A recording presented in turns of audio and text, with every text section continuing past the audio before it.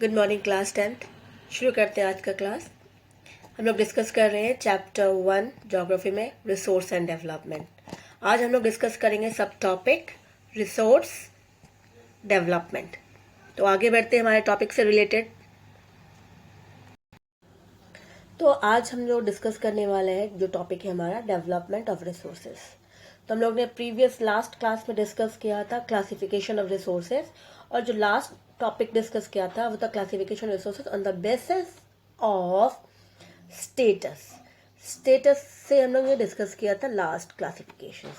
तो जिसमें हम लोग डिस्कस किया था स्टेटस वाले में लास्ट जो था सबसे पहले था पोटेंशियल वाला, कि वो पोटेंशियल उसके अंदर कितनी पोटेंशियल्स है या नहीं है रिसोर्सेज के अंदर। फिर हमने डिस्कस किया था पोटेंशियल्स के बाद डेवलप्ड रिसोर्स, डेवलप कितना डेवलप्ड है वो। फिर उसके बाद था स्टॉक रिसोर्सेज था, एंड लास्ट जो था वो फोर्थ वाला जो था वो था रिजर्व। तो हमने ये डिस्कस किया था लास्ट अपने क्लास के अंदर। फिर हमने आपको बताया कि इसको याद करने की ट्रिक बता दी आपको कि आपको क्या बनानी है, टेबल्स बनानी है इस तरह से। टेबल्स के अंदर हमने जो आपको बताया कि आपको एक्स्ट्रा क्या करना था कि 3 जो बनाए थी मैंने, कि पहला कॉलम में क्या लिखना था आपको, पहला कॉलम में लिखना था अवेलेबिलिटी ऑफ टेक्नोलॉजी, सेकेंड में बताया था मैंने willingness to use, and third का था are we able to use it, कि जो हम लोग यूज करना चाहते हैं कि हम इसको सही से यूज कर पा रहे हैं। उसके बाद था हमने डिस्कस किया था जो रिसोर्सेज था, पोटेंशियल्स था, डेवलप था, स्टॉक था एंड रिजर्व था। लास्ट वाला रिजर्व था। तो इसके हिसाब से हम लोगों ने किया था। तो ये टेबल्स के थ्रू लर्निंग वो इजी हो जाएगा। तो आप अपने जिसने अभी नहीं देखा होगा तो वो लास्ट वीडियो जरूर देखना, तब आपको ये टेबल्स क्लियर हो जाएगा। ठीक है, तो ये जस्ट आपका रिकॉल हो गया। आज जो हम लोग ने डिस्कस करना था वो डेवलपमेंट ऑफ रिसोर्सेज है। तो क्लासिफिकेशंस के बाद अब आ जाता है कि क्या सचमुच जो रिसोर्सेज है वो उसका डेवलप्ड हो रहा है, सही से प्रॉपरली हो रहा है या नहीं हो रहा है। ठीक है, तो रिसोर्स क्या है, एक बहुत इंपॉर्टेंट चीज है, क्योंकि anything which satisfy human needs, जो भी चीज हमें सेटिस्फाई कर रहा है वो क्या बन जाता है, वो हमारे लिए रिसोर्स बन जाता है। तो रिसोर्सेज क्या है, वो हमारे लिए वेरी इंपॉर्टेंट है ह्यूमन सर्वाइवल के लिए, a very important for surviving of human beings, जिसके कारण हमारी जो लाइफ होती है वो बहुत ईजी हो जाती है, स्मूथ हो जाती है उसके through, with the help of resource. क्योंकि इसको हम लोग रिसोर्स के थ्रू ही हम बहुत कुछ, जैसे मान लें कि आज हम लोग चलना बहुत, मोस्टली लोग अपनी स्कूटी निकाली, 2 व्हीलर्स निकाला, शॉर्ट डिस्टेंस में भी चले जाते हैं, है ना। घर पे बहुत सारे काम होते हैं जो हम लोग टेक्नोलॉजी की हेल्प से काम कर लेते हैं, ईजी हो जाता है। तो ये चीज़ें क्या है, वो रिसोर्सेज ही हमारे लिए, तो हमारे लिए हमारा लाइफ क्या हो गया, बहुत ही ईजी हो गया। तो resource are vital for human survival as well as for maintaining the quality of life. इससे हमारी लाइफ बहुत इजी हो गई है, अच्छी हो गई है इसके लिए ना। बिकॉज ऑफ दैट अब ये हमने मान लिया कि अगर जो रिसोर्सेज है वो अवेलेबल है एनवायरनमेंट में, क्योंकि रिसोर्स हमें कहाँ मिल रहा है, एनवायरनमेंट में ही मिल रहा है ना, एनवायरनमेंट में ही मिल रहा है। तो एनवायरनमेंट में मिल रहा है जिसके कारण मतलब हमें नेचर ने दिया, तो हम लोग उसको क्या कर रहे हैं, उसे मान लेते हैं एज अ गिफ्ट, कि ये फ्री गिफ्ट है। रिसोर्स क्या हमारे लिए, मान लिया हमने फ्री गिफ्ट है, हमें नेचर ने दिया है। तो इससे क्या हो जाता है, इससे प्रॉब्लम ये हो जाता है कि जो चीजें हमने अगर मान लिया उसकी इंपॉर्टेंस नहीं मानी, इसको गिफ्ट मान लिया, और गिफ्ट मान लेने से क्या हो जाती है कि वो अपनी खुद की नहीं होती है, गिफ्टेड है, तो उसकी इंपॉर्टेंस थोड़ी कम हो जाती है।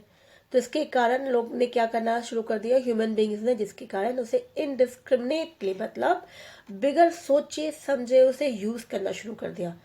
जुडिशियली उसको जजमेंट करना, जज करना कि हमें कितना यूज करना, कितनी क्वालिटी यूज करनी है उसके हिसाब से।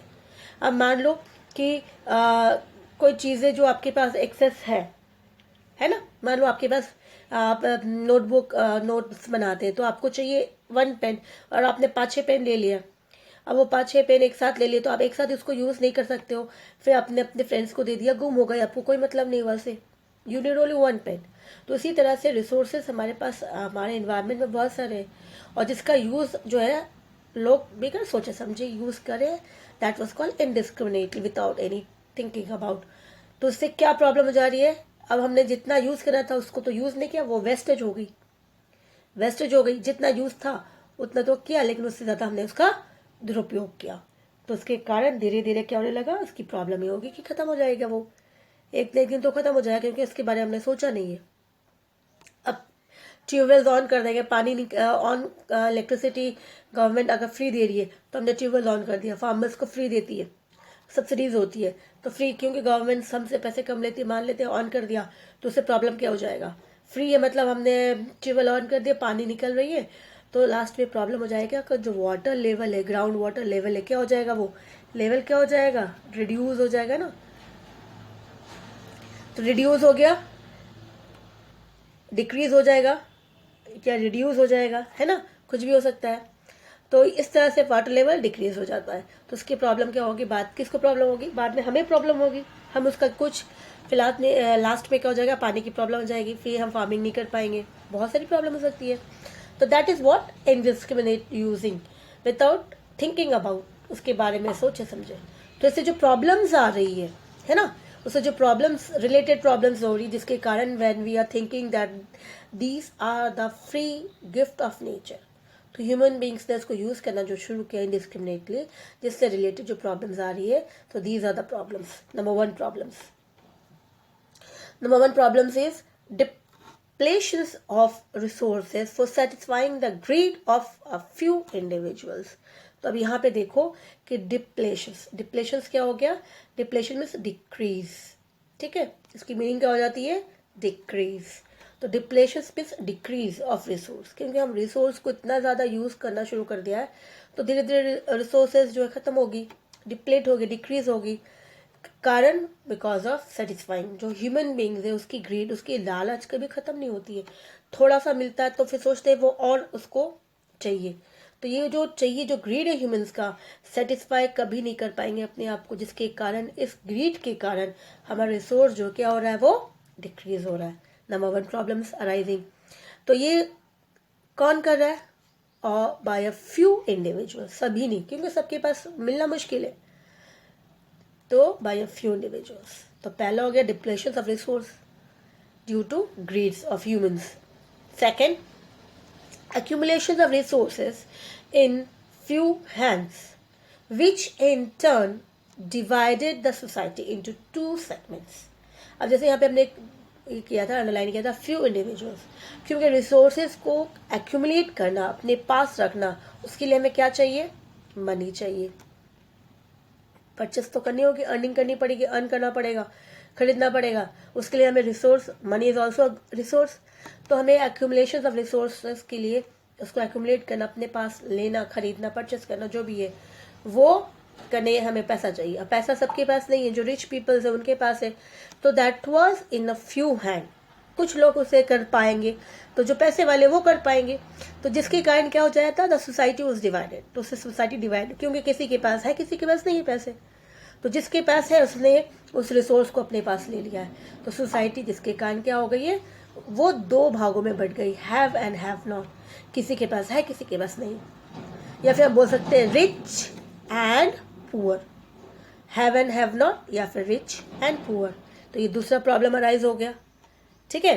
तो पहला हो गया क्या हमारा, रिसोर्सेज का, पहला है कि depletion of resources due to greeds, कि डिप्लेशन हो रही है, डिप्लीट हो रही है, मतलब कमी हो रही है, रिसोर्स डिक्रीज हो रही है, कम हो रही है ह्यूमन ग्रीड्स के कारण। दूसरा, जो एक्यूमुलेट कर रहे रिसोर्सेज को अपने हाथ में, कि हमारे पास होना चाहिए, बहुत ज़रूरी है, जिसके कारण सोसाइटी जो दो भागों में बट गई है, एक तो रिच और पुअर, जिसे हम लोग हैव एंड हैव नॉट भी बोल सकते हैं, है ना। तो ये दो प्रॉब्लम्स हो गई। उसके बाद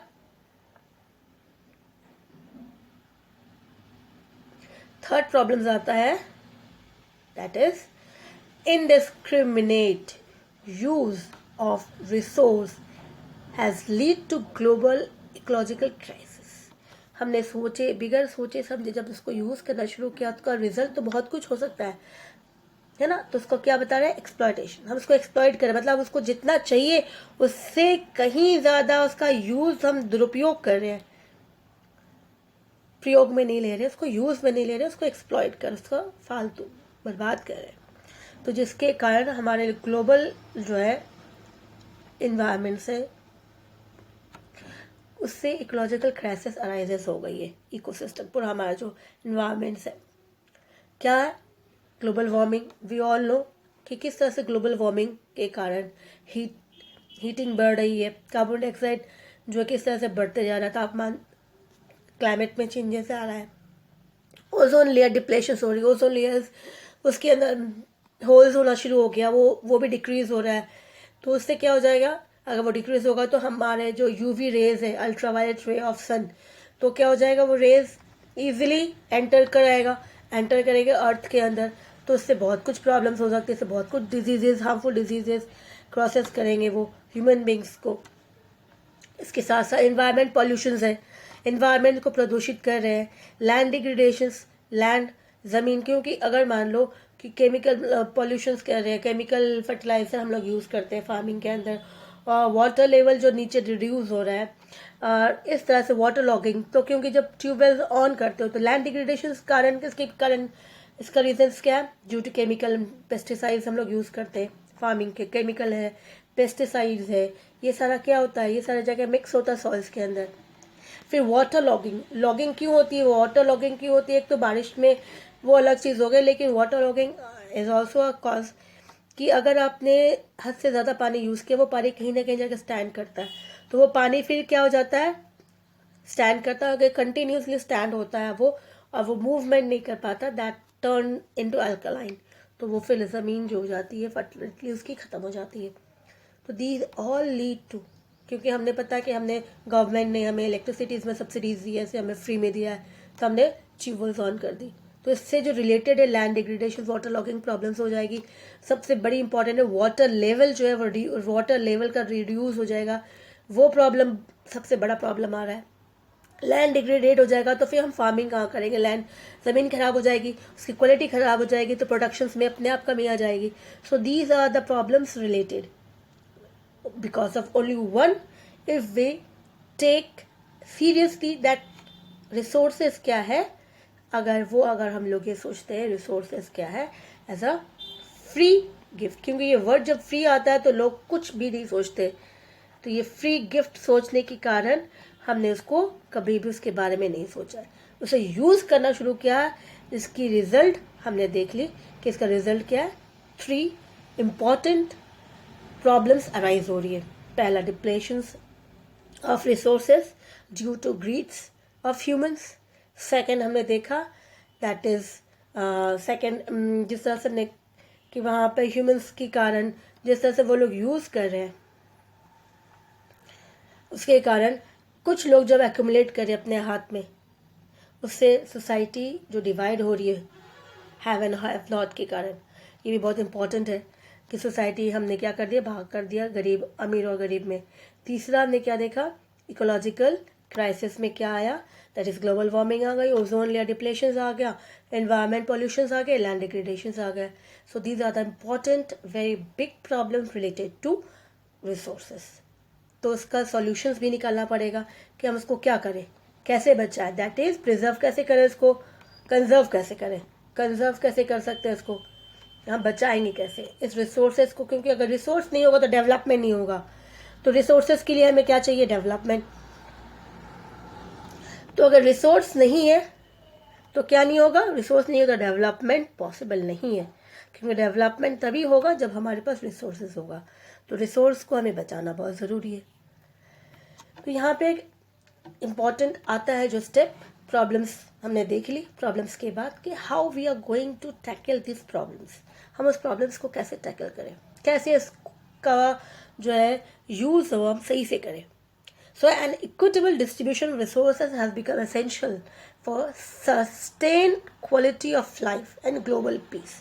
तो अभी सबसे इम्पॉर्टेंट ये है कि रिसोर्स को जो डिस्ट्रीब्यूट करना है फ्यू हैंड्स में नहीं, ये नहीं, हमें इक्वल करना है, इक्वल सभी के पास होना चाहिए, एरो सभी के पास जाना चाहिए। इससे क्या हो जाएगा, हैव एंड हैव नॉट की प्रॉब्लम्स खत्म हो जाएगी, सभी अपनी अपनी लाइफ सस्टेन करेंगे अच्छे से, और ग्लोबल पीस क्योंकि ये फिर ग्लोबल पीस, कोई प्रॉब्लम्स नहीं हो, कोई कंट्री किसी की प्रॉब्लम्स कि नहीं हमारे पास रिसोर्सेज ज़्यादा होना चाहिए, हम आगे बढ़ेंगे, हम डेवलप ज़्यादा करेंगे दूसरे कंट्री से, ये चीज़ें ख़त्म हो जाएगी।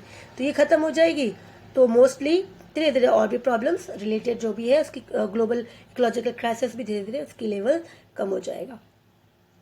If the present trend of resource depletions of by a few individuals and countries continue, तो जो अगर हमने इसे अभी अपनाया नहीं, इक्वल डिस्ट्रीब्यूशन वाला सिस्टम को अपनाया नहीं और हम अपने ही प्रेजेंट ट्रेंड में ही चले कि नहीं भाई डिप्लेशन रिसोर्सेज जो है किसी के हाथ, कुछ लोगों के पास ही होना चाहिए जो पैसे वाले हैं, और जो पैसे वाली कंट्री है, बड़ी कंट्रीज़ है, उन्हीं के पास होना चाहिए, तो फिर प्रॉब्लम ये होगी कि जो हमारा फ्यूचर है, जो हमारा प्लैनेट है जिस पे हम लोग रहते हैं, it will be in a big danger. क्योंकि ये फ्यू इंडिविजुअल्स और ये कंट्रीज़ जो है वो भूल जा रहे हैं कि वो जो प्लैनेट में रहते हैं वो प्लैनेट वो अकेले शेयर नहीं करते हैं, बाकी लोग भी शेयर करते हैं। तो कब जो फ्यूचर है फिर हमारा प्लैनेट का वो डेंजर में आ जाएगा, सभी लोग डेंजर में आ जाएंगे। तो it's very important that we should follow this step, that equal distribution of resource. इससे हमारा जो लाइफ हो जाएगा क्या हो जाएगा, एकदम सस्टेन करेंगे क्वालिटी ऑफ लाइफ, जितना चाहिए, जितनी नीड है। मान लो आपको जितनी भूख लगती, 2 रोटी से पेट भर जाती है, तो हम उसमें third one and fourth one is not required. लेकिन अगर आप ले लेते तो हमें पता है वो परेशानी फिर हमें ही होती है। तो इसी तरह से रिसोर्सेस जितना चाहिए अगर उतना सभी को मिले तो उसकी लाइफ ईजी रहेगी, प्रॉब्लम नहीं होगा, and every country every individual will have the resource. तो ये ग्लोबल पीस रहेगी, कोई किसी को प्रॉब्लम नहीं होगी, वॉर नहीं होगी, कोई झगड़ा नहीं होगा किसी के साथ। तो ये बहुत ज़रूरी है अभी हमें ये वाला अपनाना। देयरफॉर रिसोर्स प्लानिंग, तो इसके लिए इक्वल हम सिर्फ बोल लेंगे, सोच लेंगे और सोचेंगे कि ये काम हो जाए, उसके लिए हमें क्या करना पड़ेगा, प्लानिंग इज़ वेरी इंपॉर्टेंट। तो प्लानिंग करना बहुत ज़रूरी है, प्लानिंग नहीं करेंगे तो बहुत कुछ प्रॉब्लम हो सकती है। तो देयरफॉर प्लानिंग इज़ इम्पॉर्टेंट, हर चीज़ों के लिए प्लानिंग करना चाहिए। पढ़ाई रिजल्ट अच्छा लाना है तो आपको प्लानिंग करनी पड़ेगी, आपकी जो टाइम टेबल्स है उसके आपको फॉलो करना पड़ेगा। तो planning is very required for each and every where. तो resources planning is important step. तो resource planning is essential for sustainable existence of all form of life. तो इसी तरह से तो रिसोर्स प्लानिंग बहुत इंपॉर्टेंट है हमारे लिए, ताकि सस्टेनेबल एग्जिस्टेंस, जितने लोग हैं, जितने ह्यूमन बींग्स हैं प्लैनेट्स के अंदर, सभी आराम से सस्टेन कर पाए, किसी को कोई प्रॉब्लम ना हो। इसके लिए रिसोर्स प्लानिंग करना बहुत ज़रूरी है। नाउ सस्टेनेबल एग्जिस्टेंस क्या है, ये फिर वो वही is a component of sustainable development.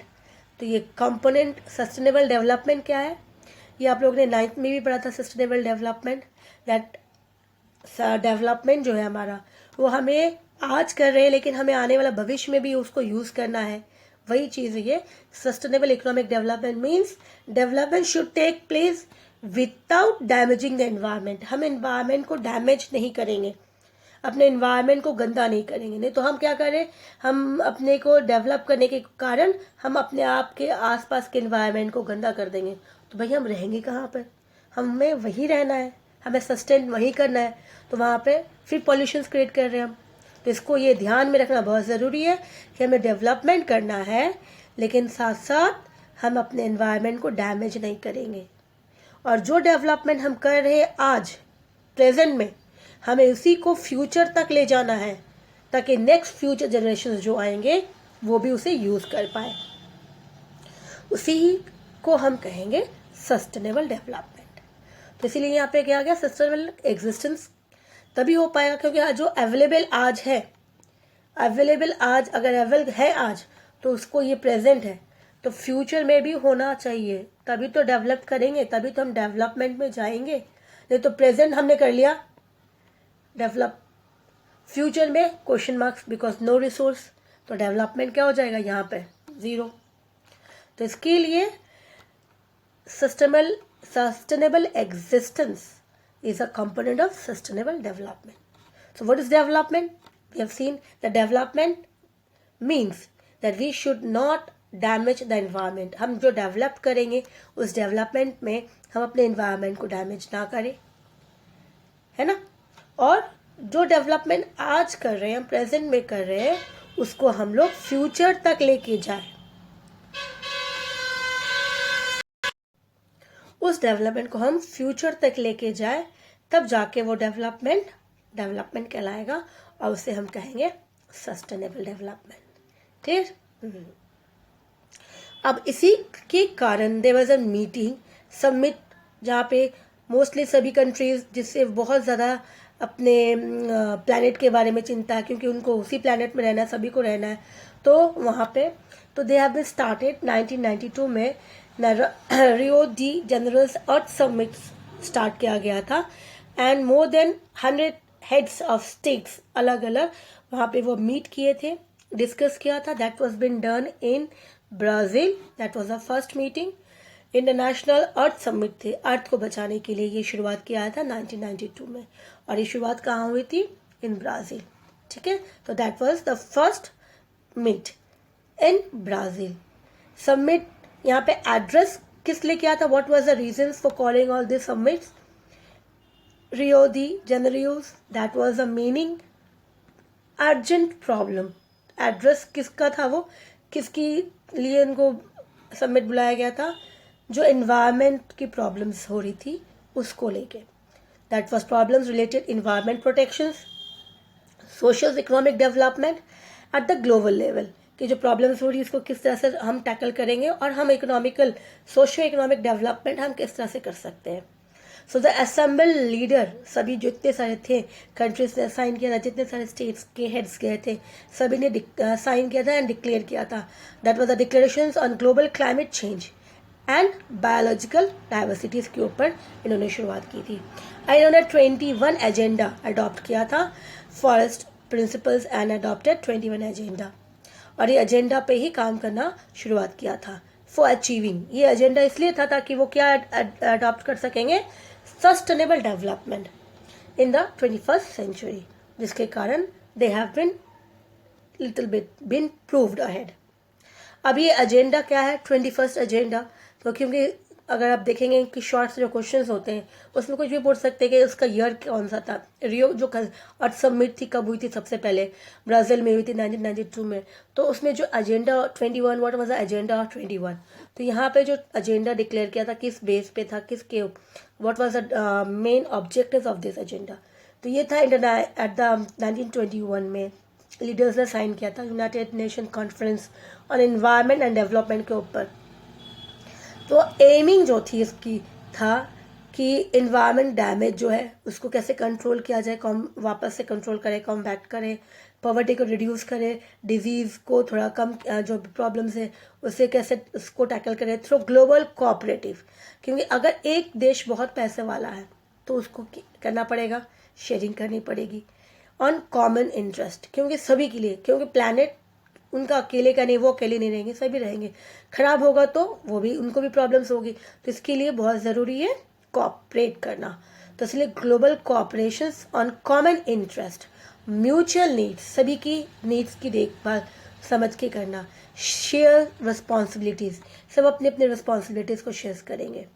और उसमें सबसे पहला मुद्दा उन्होंने जो इम्पोर्टेंट एजेंडा रखा था, that each country should have their own 21 local government, जितने सारे हर स्टेट्स, हर जितने थे सभी। ये तो था कि इंटरनेशनल लेवल पे इन्होंने बनाया, लेकिन उनका एक मेजर ऑब्जेक्टिव रखा गया कि सभी गवर्नमेंट जो है लोकल, उनको कहा लोकल गवर्नमेंट है, ये खुद अपने अपने कंट्रीज़ के लिए, अपने अपने स्टेट्स के लिए 21 एजेंडा फॉलो करें, बनाए और खुद फॉलो करें, तभी जाके हम लोग इस प्रॉब्लम्स को सॉल्व कर सकते हैं। तो इसी तरह से ये एजेंडा था 21। ठीक है, तो इस तरह से ये बहुत शॉर्ट क्वेश्चंस में आ सकते हैं 1 मार्क्स 2 मार्क्स के लिए, तो इसको आपको एक बार टिक करके रख लेना पढ़ने के लिए। तो हम लोग नेक्स्ट क्लास में डिस्कस करेंगे वो हमारा रिसोर्स प्लानिंग, कि रिसोर्स प्लानिंग क्या है। आज हमने resource development of resource discuss किया, उससे प्रॉब्लम्स रिलेटेड प्रॉब्लम्स को पढ़ा। अब उस प्रॉब्लम्स को सॉल्व करने के लिए हमने देखा कि हमें इक्विटेबल डिस्ट्रीब्यूशन ऑफ रिसोर्स चाहिए, करना चाहिए, सस्टेनेबल डेवलपमेंट सही से होना चाहिए। ठीक है, वो पढ़ा। अब हम लोग प्लानिंग कैसे करना है, इस इम्पॉर्टेंट स्टेप है, तो ये हम लोग नेक्स्ट क्लास में करेंगे। ठीक है, टिल देन टेक केयर।